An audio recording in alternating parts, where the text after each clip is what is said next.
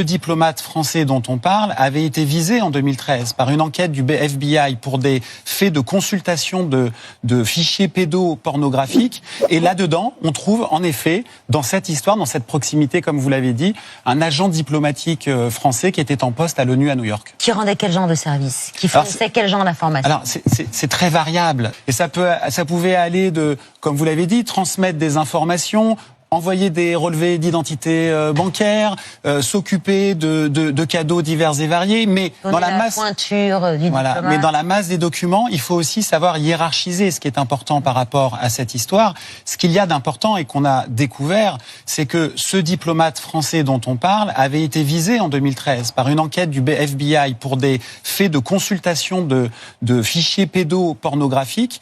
Il a été convoqué par l'ONU, qui a été alerté par le FBI. L'ambassadeur français qui était en place à l'ONU à l'époque, Gérard Haro, l'a dit publiquement.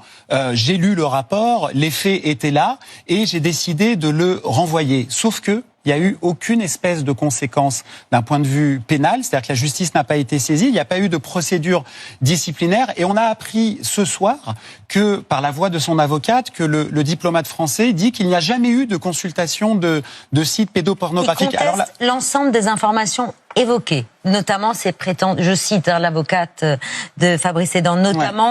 Ouais.